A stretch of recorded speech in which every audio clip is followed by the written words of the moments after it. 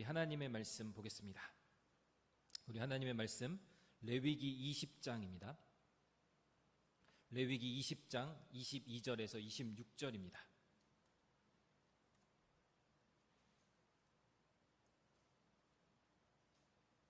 레위기 20장 22절에서 26절.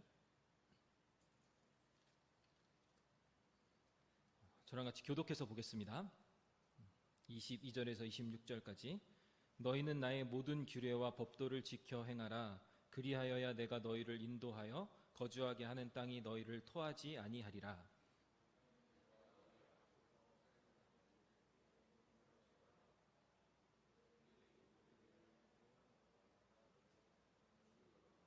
내가 전에 너희에게 이르기를 너희가 그들의 땅을 기업으로 받을 것이라. 내가 그 땅 곧 젖과 꿀이 흐르는 땅을 너희에게 주어 유업을 삼게 하리라 하였노라. 나는 너희를 만민 중에서 구별한 너희의 하나님 여호와이니라.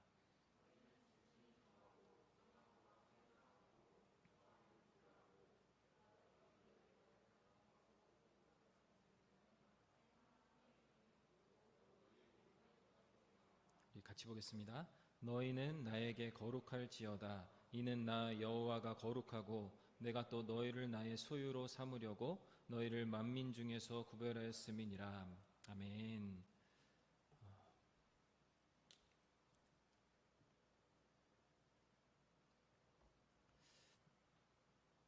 여러분, 거룩이라는 말의 뜻이 무엇일까요? 지난주에 이어서 오늘은 창세기 창조의 이야기를 잠시 접어두고 오늘 사실 이 말씀을 계속 하고 싶었는데, 왜냐하면 우리 청년부 이름을 하기오스라고 지었는데 그리고 나서 하고 나서 뭐 언급을 안 하니까, 그죠? 거룩, 우리 하기오스, 이 거룩이라는 말이 무슨 의미일까요? 우리가 기본적으로 아는 의미들이 있어요. 거룩하다 하면 구별되었다, 뭐 깨끗하다, 선택되었다, 다른 것과 분리되었다, 뭐 이런 의미에서, 구별의 의미에서, 깨끗함의 의미에서 거룩이란 단어를 우리가 사용하고 또 우리가 그렇게 이해하고 알고 있습니다. 그러니까 우리가 하기오스 청년부, 거룩한 청년부다 이렇게 얘기하면 어떤 청년부니까? 하나님께 선택된 사람들, 아니면 하나님 앞에 구별된 사람들, 하나님 앞에 깨끗하고 죄 없이 깨끗하고 흠없는 그런 청년들로 살아가야지, 뭐 이런 좌우명거처의 그런 의미로 우리가 받아들이기 쉽습니다. 뭐 틀린 이야기가 아니에요. 다 맞는 이야기입니다. 그런데 성경에서 이야기하고 있는 거룩에 대한 의미는 조금 더 깊은 의미를 가지고 있어요. 우리가 이야기하는 구별되었다, 깨끗하다, 뭐 선택되었다, 이런 것들은 그 깊은 의미에서 파생되어진 여러 가지 결과물들, 파생되어진 보이는 의미들이고, 깊은 의미는 다른 곳에 있습니다. 그것이 무엇인지 오늘 본문 말씀을 통해서 함께 생각해 보고자 합니다. 먼저 오늘 본문 말씀에 나와 있는 거룩의 의미들을 한번 생각해 보고 살펴보았으면 좋겠어요. 처음에는 22절에 보면 이렇게 이야기하고 있습니다. 22절에 너희는 나의 모든 규례와 법도를 지켜 행하라. 그죠? 나의 모든 규례와 법도를 지켜 행하라. 그러니까 거룩하다라는 것은 어떤 의미를 품고 있냐면, 모든 규례와 법도를 지켜 행하는 것이 여러분 거룩한 말의 의미예요. 본문 이야기하고 있는. 여러분, 우리 거룩합니까? 거룩하지 않습니까? 이룽아, 너 거룩해 안 거룩해? 거룩해요? 뭐 일차원적으로 우리 거룩하지, 우린 선택된 사람이니까. 근데 오늘 22절 말씀에 근거하여서 규례와 법도를 지켜 행하고 있어요? 이룽아, 너한테 묻는 거야. 생각해 보세요. 규례와 법도를 지켜 행하고 있는지. 여러분, 그것이 거룩한, 그럼 하기오스 청년부라 하면 우리가 어떻게 살아가야 되는 게 맞냐면 그의 규례와 법도를 지켜 행해야 하는 거예요. 우리가 그런 이름을 받았다면 이제 우리의 삶은 규례와 법도를 지켜 행하는 삶을 살아야 되는 거예요. 근데 뭐 조금 더 나아가면 규례와 법도를 지켜 행하기 위해선 규례와 법도를 알아야겠죠. 규례의 법도인 하나님의 말씀을 알아야 해요. 그렇다면 규례와 법도를 날마다 숙지하고 묵상하고 암송하고 해야 되겠죠. 창세기 시편 1편의 말씀처럼 주야로 묵상하고 그 말씀을 따라 살기 위해서 그 말씀을 날마다 읽어야 할 거예요. 그래야 규례와 법도를 따라 행할 수 있으니까요. 두 번째로 23절에 보면 본문도 이렇게 얘기합니다. 너희는 내가 너희 앞에서 쫓아내는 족속의 풍속을 따르지 말라. 풍속을 따르지 말라. 쉽게 얘기하면 세상의 풍속을 따르지 말라라고 성경이 기록하고 있어요. 그러니까 세상의 풍속을 따라 살지 않는 것이 거룩한 사람이에요. 세상의 풍속, 세상의 방법과 세상의 가치관을 따라 살아가지 않는 그것이 여러분 거룩한 삶을 살아가는 방법이에요. 세 번째, 24절에 보면 또 이렇게 이야기하고 있습니다. 24절 마지막에 보면 나는 너희를 만민 중에서 구별한 너희 하나님 여호와이니라. 우리가 잘 아는 이야기예요. 너희를 만민 중에서 구별한 너희의 하나님 여호와니라. 구별하였다. 많은 사람들 중에서 끄집어내 구별해요 선택한 사람을 여러분 거룩한 사람들, 거룩함이라고 이야기합니다. 그러니까 우리가 거룩하다라는 것은 무슨 의미냐면 세상의 많은 사람들 중에서 우리를 굳이 나를 택하여 하나님의 자녀 삼으신 거예요. 여러분 그 이유가 없어요. 그냥 성경이 말하는 이유는 하나님 태초부터 날 사랑하셨대. 그게 이유예요. 말이 돼요? 사실 말이 안 돼요. 로마서에 보면 그 태초부터 택하심을 이렇게 설명해요. 우리가 아직 죄인 되었을 때에 하나님께서 우리를 사랑하셨다라고 이야기해요. 이유가 없어요. 우리는 무언가를 택하고 선택할 때 이유가 있잖아요. 그죠? 많은 것들 중에서 똑같은 것들이라도 하나를 택할 땐 그 이유가 다 있어. 각자만의 이유가. 예를 들어서 오늘 내가 요즘에 복숭아가 맛있던데, 복숭아나 자두가 맛있던데, 자두가 여기 한 100개 있어. 100개 중에 내가 먹고 싶어서 한 개를 딱 집었어. 여러분 어떤 걸 찍겠어요? 아무거나? 자기 나름의 기준을 가지고 가장 맛있게 생긴 걸 어쨌든 집을 거 아니야. 그죠? 근데 내가 볼 때 나는 기준이야. 나는 새빨간 게 가장 맛있다고 생각해. 근데 어떤 사람은 딱딱한 게 제일 맛있다고 생각할 수도 있고, 다른 사람은 빨간가 초록의 중간인 게 제일 맛있다고 생각할 수 있고, 이유가 있어가지고 택해서 그걸 가진다고. 그죠? 근데 하나님은 이유가 없어. 생각해봐. 딴 사람 생각하지 말고 각자의 손을 놓고 생각해봐요. 나 수진이를 선택한 이유가 뭘까? 하나님이 없어. 이유가. 그죠? 혜민이를, 희망이를 선택한 이유가 없어요. 선택할 만한 이유가 우리에게는 없다고. 그런데 구별하여 택하셨다라고 성경은 기록되어 있어요. 그게 거룩한 거예요. 그러니까 여기에 대해서 택하셨다, 구별되었다는 것은 난 택함 받은 사람, 구별받은 사람, 여기서 끝나야 되는 것이 아니라 깊이 어떻게 생각했냐면 구별받을, 택함 받을 이유가 전혀 없는 나를 굳이 나를 택하셨다는 거예요. 놀랍다는 거죠. 놀랍다는 거. 놀라운 하나님의 기적과 사랑이라는 거예요. 내가 이곳에 지금 이 시간 여기에 앉아 있다라는 사실이. 오늘 본문 말씀엔 이렇게 세 가지 정도를 가지고 이야기를 하고 있어요. 거룩이 무엇인지, 거룩한 말의 의미가 무엇인지, 규례와 법도를 지켜 행하는 것, 그리고 세상의 풍속을 따르지 않는 것, 그리고 하나님께서 특별히 구별하여 택하신 그것을 거룩하다라고 레위기에서 이야기하고 있습니다. 그리고 나서 이런 사람들을 거룩하다 말씀하시고 하나님께서 또 말씀하시기를 26절 마지막에 뭐라고 말씀하시냐면 거룩하라 라고 말씀하세요. 그들을 향하여 또 말씀하세요. 거룩하라. 무슨 의미일까요? 하나님께서 왜 이스라엘로 하여금 거룩하다 말씀하시고 또 거룩하라 말씀하실까요? 무슨 의미일까요? 이미 이스라엘은 구별되었어요. 그죠? 레위기 이전에 이미 구별됐어요. 창세기 때 이미 구별되었어요. 아니, 천지 창조와 함께 아담의 계보를 가지고 이미 구별하셨어. 택하셨어. 그리고 이미 거룩하게 하셨고 깨끗하게 하셨어. 그리고 이미 아브라함을 택하셔서 그들의 그 민족을 가지고 복된 민족, 나의 민족 삼겠다고 약속하셨고, 야곱을 통하여 12족속을 만드시고 그들의 백성으로 애굽 땅에서 큰 민족을 이루시고 하나님께서 그들을 또 그곳에서 구별하셔서 출애굽시키셨어요. 우리 민족이다, 내 민족이다 말씀하셨어. 근데 그들을 향하여 또 말씀하세요. 뭐라고? 거룩하라고. 왜 하나님은 이스라엘 백성들을 하여금 또 거룩하라라고 말씀하고 계실까요? 그러니까 1차원적인 의미에서 끝나면 안 된다라는 거예요. 거룩이라는 의미가. 26절, 우리 26절을 한번 같이 읽어봅시다. 26절 같이 시작. 내가 또 너희를 나의 소유로 삼으려고 너희를 만민 중에서 구별하였음이니라. 아멘.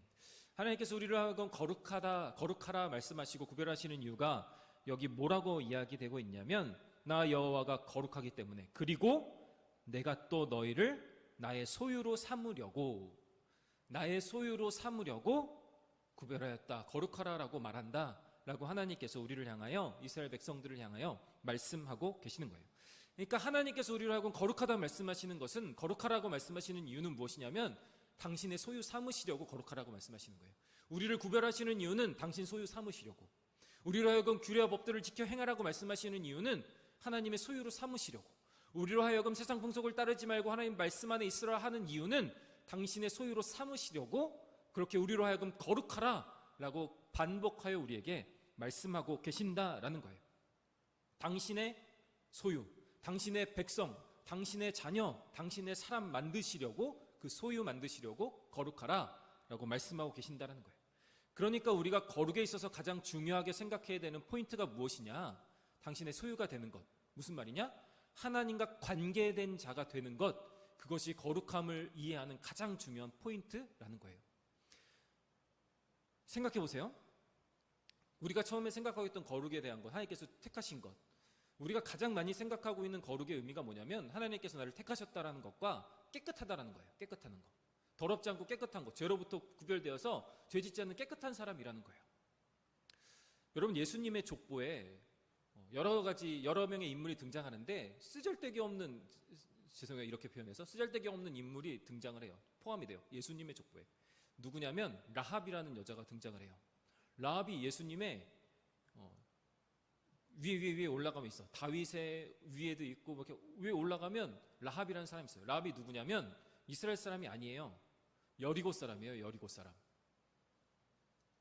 여리고 사람이에요. 그러니까 이방 가나안 사람이라고, 다 죽여야 하는. 그런데 그가 어떻게 해요? 정탐꾼들을 모셔드리고 하나님을 경외하고 자기를 기억해달라고 말하고 정탐꾼들의 얘기대로 빨간 줄을 내려서 그들은 구원함을 받아요. 구원함을 받은 것만 해도, 이방인으로서 구원함을 받은 것만 해도 굉장한 구별됨인데, 하나님께서 그를 어떻게 하시냐면 예수님의 족보에 넣으신다고. 예수님의 족보, 예수님의 선조에 그 이름을 넣으세요. 그의 후손으로 하여금 그 안에서 메시아가 나게 하신다고요.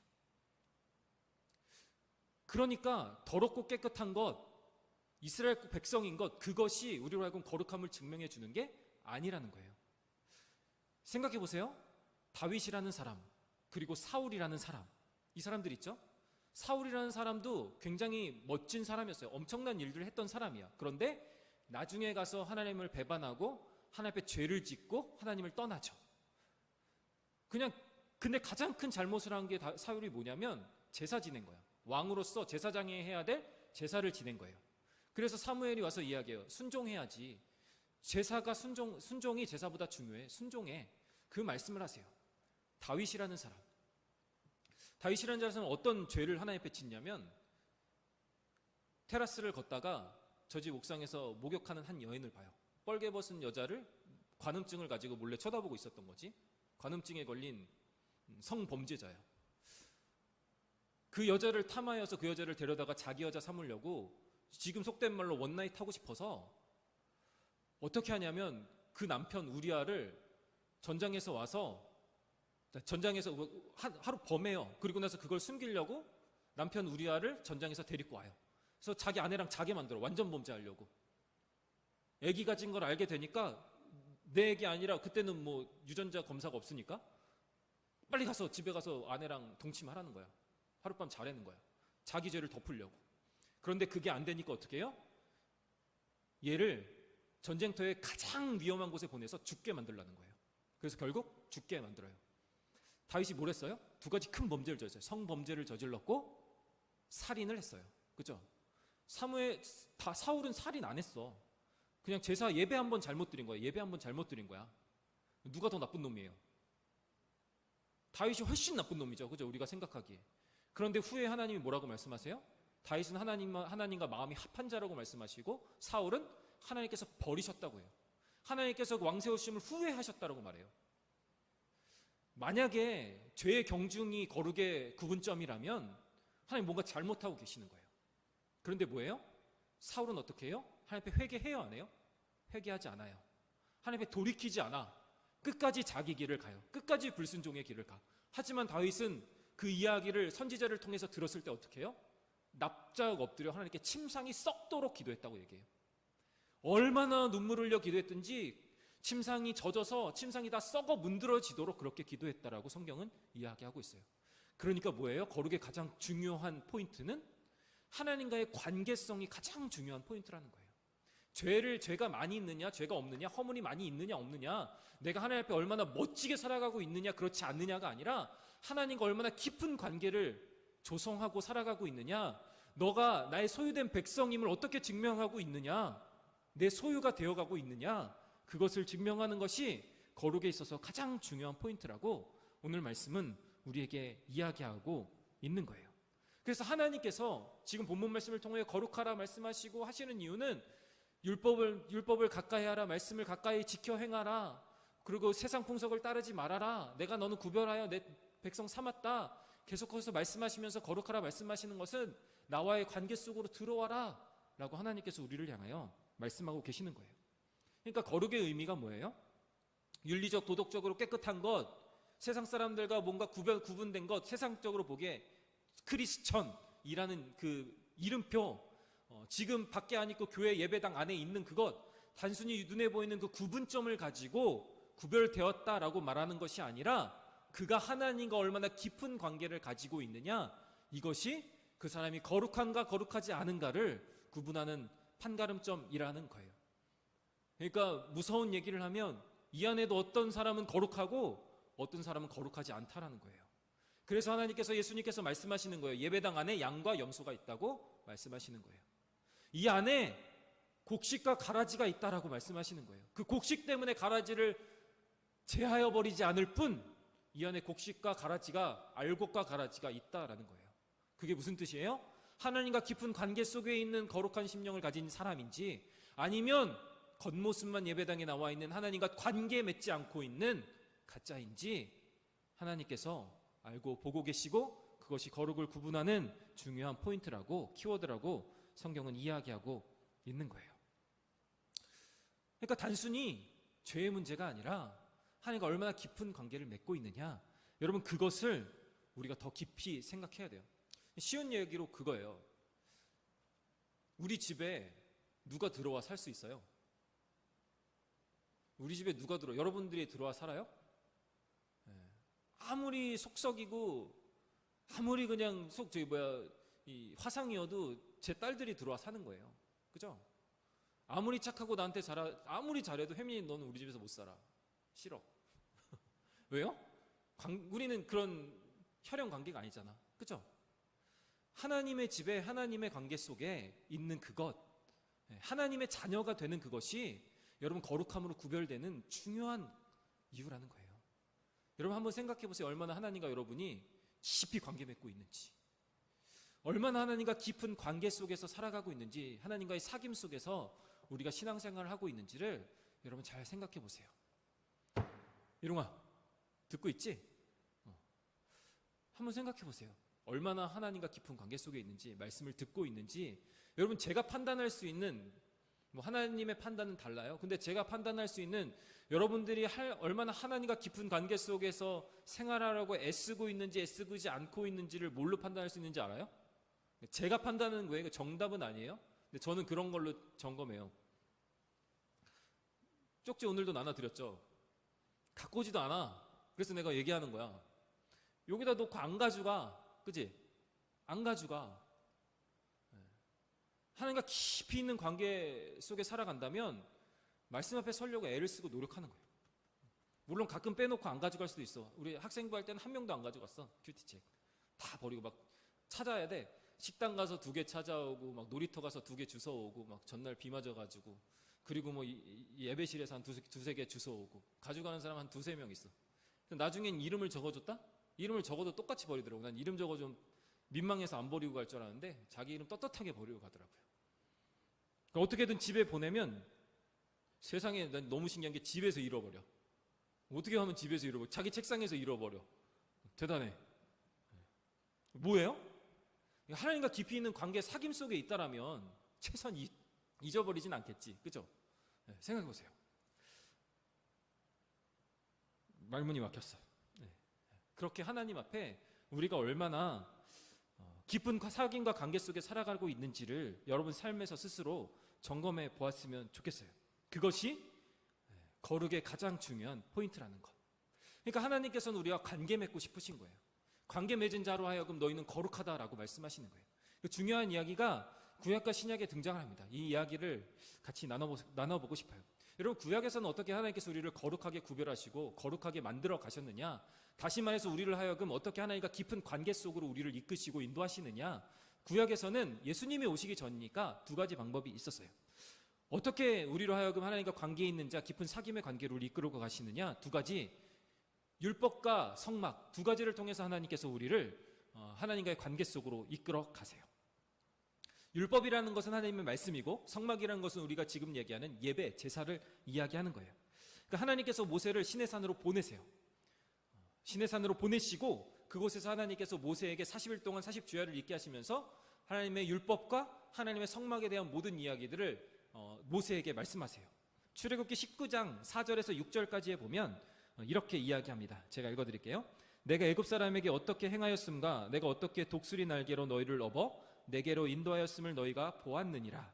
세계가 다 내게 속하였느니 너희가 내 말을 잘 듣고 내 언약을 지키면 너희는 모든 민족 중에서 내 소유가 되겠고 너희가 내게 대하여 제사장 나라가 되며 거룩한 백성이 되리라 라고 성경은 이야기하고 있어요.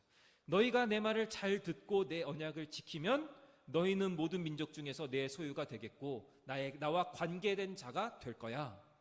언약을 지키면. 그러면서 십계명을 주시고 레위기에 나와 있는 모든 율법들을 이스라엘 백성들에게 하나님께서 주시는 거예요. 이 율법들을 잘 지키고 십계명을 잘 지키고 살아가면 그것을 통해서 너희를 벌하려는 게 아니라 그 율법을 통하여 나와 관계된 부모와 자녀된 관계, 신랑과 신부된 관계가 될 거야 라는 말씀을 하나님께서 우리에게 해주고 계시는 거예요. 그리고 25장 이후로 성막에 대한 이야기를 쫙 풀어주시고 성막 제도를 말씀해 주시고 계시는데, 출애굽기 25장 8절 9절에 보면 이렇게 말합니다. 내가 그들 중에 거할 성소를 그들이 나를 위하여 짓되 물은 내가 내게 보이는 모양대로 장막을 짓고 기구들도 그 모형을 따라 지을지니라. 이렇게 성막에 대하여 어떻게 지을 것인가를 말씀하시고, 출애굽기 31장 13절에 모두 다 말씀하시고 이렇게 말씀하세요. 너는 이스라엘 자손에게 말하여 이르기를 너희는 나의 안식일을 지키라. 이는 나와 너희 사이에 너희 대대의 표징이니 나는 너희를 거룩하게 하는 여호와인 줄 너희가 알게 함이라. 너와 나 사이의 대대의 표징이니, 대대로 이을 언약의 표징, 관계의 표징, 그 표징이라고 말씀하시면서 그 표징이 뭐냐? 예배다, 제사다 라고 말씀하고 계시는 거예요. 그러니까 하나님께서 구약 이 성막과 율법을 통하여 무엇을 주시냐면, 예를 들어 이거예요. 하나님께서 출애굽시키셔서 광야로 이끌어내셔서 하나님께서 하나님의 백성으로 구별하세요. 눈에 보이는 구별을 하세요. 우리로 예배자리로 불러주시고 하나님의 백성이라고 구별하시고 눈에 보이는 구별을 허락하세요. 그리고 영적으로 어떻게 관계를 맺으시냐면 율법을 지킴을 통하여, 말씀을 통하여 그것을 지키며 살아감을 통하여 그 기준을 따라 살아감을 통하여 하나님의 자녀됨을 알게 하시고 하나님과 관계된 자임을 알게 하시고, 또 예배를 통하여 예배 자리에 날마다 예배하고 전심으로 예배함을 통하여서 하나님의 자녀, 하나님의 방법으로 살아갈 수 있는, 관계 맺는 삶을 살아갈 수 있는 은혜를 주신다라는 거예요. 그것이 구약에 나타난 하나님과 우리 사이의 관계 맺는 방법이에요. 하나님께서 우리로 하여금 관계 맺을 수 있도록, 하나님과 관계된 자가 될 수 있도록 허락하신 은혜의 장치들이에요. 성막과 율법. 근데 여러분 생각해 보세요. 이거는 관계 맺으려면 어떻게 되냐면 매일 해야 돼. 하루도 안 빼놓고 해야 되고 한 번이라도 실수하면 안 돼. 그러니까 실수하면 어떻게 돼? 혼나. 율법 안 지키면 어떻게 해? 돌 맞아 죽어. 그죠? 성경에 그런 거 많이 나오잖아요. 제사 제대로 안 지키면 죽어. 거룩하지 않은 모습으로 깨끗한 몸을 안 가지고 제사장도 제단 앞에 가면 죽어. 그만큼 힘든 게 율법과 성막이었고 구약의 제사 제도였어요. 이제 그렇게 해야만, 그래도 그 두렵고 떨림으로 예배할 때 하나님이 관계 맺어 주시는 거였어요. 그런데 하나님이 신약 시대 때 더 큰 은혜를 베풀어 주시고 계시는 거죠. 신약 때는 어떻게 하나님께서 우리와 관계 맺고 계세요? 불완전하잖아, 그죠? 성막과 율법은 불완전하다고요. 그래서 완전한 은혜를 주시는 거야. 로마서에도 말씀하고 있죠. 율법의 완성은 하나님이, 예수님이라고. 예수님께서 그 율법을 완성시키시는 거예요. 이 땅에 오셔서 십자가를 지심으로 말미암아서 그동안 가지고 있던 성막 제도를, 휘장을 찢어버리시면서 무너뜨리세요. 성전을 도리에 돌 하나 잊지 않게 해봐라, 내가 3일 만에 세우리라. 하나님께서 눈에 보이는 그 성전을 무너뜨려 버리시고 3일 만에 다시 살아나심으로 그동안에 가졌던 불완전한 제사의 제도와 율법의 제도를 하나님께서 엎어버리시고 완벽하게 완성하세요. 이제 어떻게 하기만 하면 우리가 하나님과 관계 맺을 수 있느냐? 우리가 잘 아는 것처럼 예수님의 이름을 믿기만 하면 우리는 하나님과 관계된 자가 되는 거예요. 히브리서 13장 12절에 보면 그러므로 예수도 자기 피로써 백성을 거룩하게 하려고 성문 밖에서 고난 받으셨느니라. 자기 피로써 백성을 거룩하게 하려고. 그러니까 어떻게 하면 우리가 거룩하게 되느냐? 예수님의 피만 있으면 거룩하게 되는 거예요. 히브리서 10장 14절에 보면 그가 거룩하게 된 자들을 한 번의 제사로 영원히 온전하게 하셨느니라. 이제는 매일같이 제사할 필요도 없고 매일같이 율법 앞에 두렵고 떨림으로 살아갈 필요 없이 단번에 예수 그리스도의 그 이름 앞에 서기만 하면 영원히 하나님과 관계된 하나님의 자녀의 삶을 우리가 살아갈 수 있다라고 성경은 이야기하고 있는 거예요. 그전에는 열심히 행동으로서 우리의 거룩함이 완성되었다면 이제는 예수님을 믿는 믿음, 그 존재로서의 거룩함이 이제 완성되었다는 거예요. 그래서 여러분의 상태와 상관없이 거룩한 자들이 된 거예요.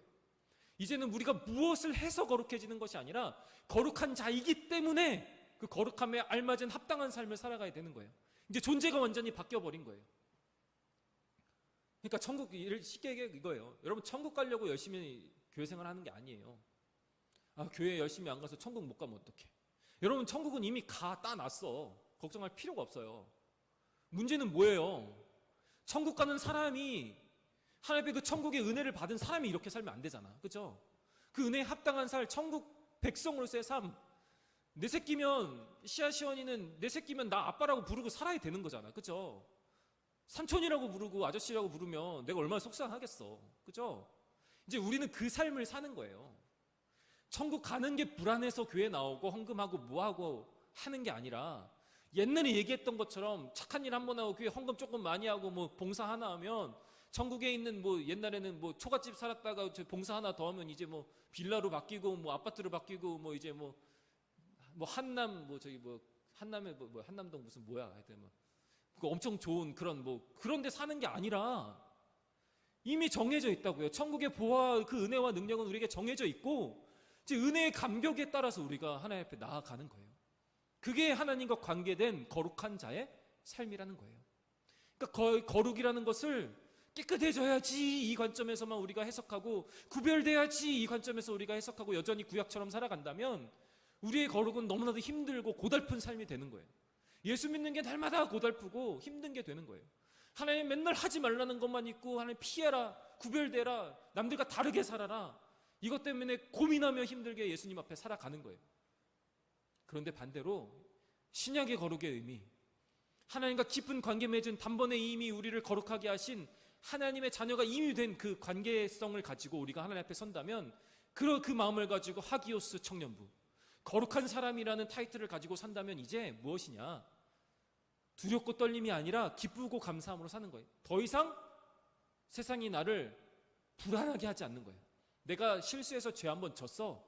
그것이 나를 넘어지지 않게 하는 거예요. 여러분 죄질 수 있어요. 딴 생각 품을 수 있고 넘어질 수 있어. 나도 그런데 나 맨날 넘어져요. 난 나이 40 넘으면 자유해질 줄 알았어요. 그러니까 가지고 있는 고질적인 우리의 죄악들 있잖아요. 그죠? 난 괜찮아. 나이 먹으면 이제 불혹이 되면 이제 세상의 유혹으로부터 이제 든든히 선다고 난 괜찮을 줄 알았어. 40 먹어도 15살, 18살 그때랑 똑같아.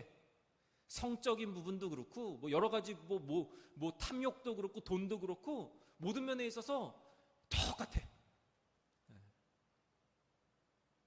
그럼 어떻게 해야 되나? 여기 앞에 서야 돼 말아야 돼요. 거룩하지도 않은데 더러운 인간이 앞에 서야 돼 말아야 돼요. 못 서는 거예요.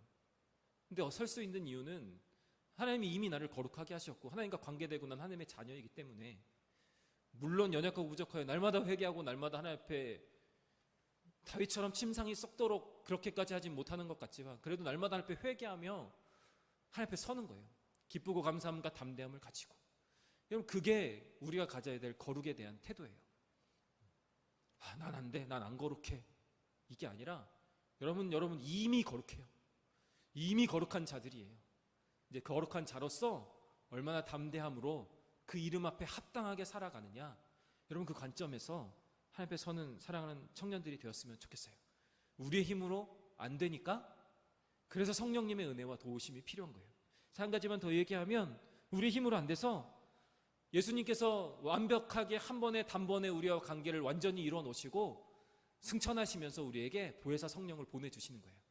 그 관계 안에서 기쁘게 살아가라고, 주의 능력에 힘입어서, 성령의 능력에 힘입어서 오늘도 살아가라고 성령을 보내주시는 거예요. 고린도전서 6장 11절에 보면 너희 중에 이와 같은 자들이 있더니 주 예수 그리스도의 이름과 우리 하나님의 성령 안에서 씻음과 거룩함과 의롭다 하심을 받았느니라. 데살로니가후서 2장 13절 마지막에 보면 하나님이 처음부터 너희를 택하사 성령의 거룩하게 하심과 진리를 믿음으로 구원을 받게 하심이니, 성령의 능력을 통하여 우리를 하여금 거룩함의 능력으로 가지고 살아가게 하신다라는 거예요. 오늘도 그 성령님의 능력에 힘입어서 하나님과의 깊은 관계 속에 오늘도 나아가는, 깊은 관계 속에서 살아가는 사랑하는 우리 하교수 청년부가 되었으면 좋겠습니다. 그리고 그것을 오늘도 그에 합당한 삶을 살기 위하여 디모데전서 4장 5절에 말씀하고 있는 것처럼 하나님의 말씀과 기도로 거룩하여 짐이라. 여러분, 말씀과 기도로 오늘도 거룩한 삶의 자리에 날마다 서 있는, 하나님과의 깊은 관계 속에 사귐을 가지고 살아가는 우리 사랑하는 청년들 한 명 한 명이 되었으면 좋겠습니다. 그래서 여러분 고민하세요. 그냥 이렇게 해서 말씀 이거지 끝나는 게 아니라 실제적인 삶의 자리로 가세요. 그럼 내가 오늘도 거룩한 삶, 하나님과 깊은 관계의 삶을 살아가기 위해서 오늘 무엇을 할 것인가? 여러분 결단하여 적으세요. 그냥 거룩하게 살아야지 이렇게 하면 그걸로 끝이야. 이렇게 결정하면 돼요. 이룽이한테는 팁 하나 줄게. 가져가. 설교 노트 가져가세요. 알았지? 적어. 그리고 볼펜 갖고 와서 적으세요. 다음 주부터 설교 노트 적으세요. 그게 방법이에요. 목사님이 내준 숙제 해와. 아직도 안 해왔지? 자꾸 이룽이한테만 뭐라 그러네? 해와. 해오세요. 그 여러분 하세요. 말씀과 기도로 거룩하여 지니라. 말씀 읽으세요. 주일 그 어른 주보에 나와 있는 것처럼 그 주보에 나와 있는 대로 읽으세요. 그것만 읽어도 충분해. 여러분 그게 너무 부담스러우세요? 그게 너무 부담스러우면 그거 하지 말고 한 장이라도 읽으세요. 한 절이라도 읽으세요. 아니면 오늘 설교 말씀 들었던 거, 그 본문에 나와 있던 그 본문만 찾아서 한 번씩 더 읽으세요. 여러분 그렇게 거룩하여 지고 하는가 깊은 관계 속으로 나아가는 거예요. 실제적인 구체적인 실천의 방법들을 세우세요. 제가 마지막에 그 노트에도 적어드렸죠. 그래서 하교스로서 나와 우리 청년부, 거룩한 청년부, 거룩한 이름을 가진 자로서 여러분 어떻게 살아가야 되는지 실제적인 방법을 실제적인 여러분의 실천의 과제들을 여러분 적어서 실천해 보세요. 그래야 말씀이 삶이 되고 능력이 되는 거예요. 그렇게 거룩한 자리에 나아가는, 하나님과의 깊은 관계 속으로 날마다 한 걸음 한 걸음 더 깊이 달려나가는, 하나님의 그 요청 앞에 응답하는 사랑하는 청년들이 다 되어지기를 주님의 이름으로 간절히 소망하고 축복합니다. 우리 같이 한번 기도하겠습니다. 사랑하는 하나님 감사합니다. 하나님의 귀한 은혜가 우리에게 날마다 있음을 고백합니다. 우리를 거룩하다 하시고 하나님의 자녀로 인치시고 하나님과 깊은 관계 속으로 초청하시고 요청하시는 거룩하라 말씀하시는 그 음성 앞에 하나님 지금 섭니다. 하나님, 우리가 하나님 앞에 거룩한 깊은 하나님과의 관계 속으로 달려나갈 수 있도록 우리에게 힘을 주시고 성령의 능력을 덧입혀 주옵소서. 그리고 우리에게 지혜를 주셔서 어떻게 하나님 앞에 더 깊은 관계로 나아갈지, 하나님과 깊은 사귐의 관계로 나아갈지 고민하고 기도하며 실천할 수 있는 우리의 삶이 될 수 있도록 주님 함께하여 주옵소서. 그렇게 거룩한 하교수 청년부의 삶을 살아가는, 그렇게 세워진 우리 청년부와 우리 한 명 한 명의 청년이 될 수 있도록 주님 은혜와 은총을 덧입혀 주옵소서. 감사드리며 모든 말씀 살아계신 예수님의 이름으로 기도하옵나이다. 아멘. 우리 찬양 한 곡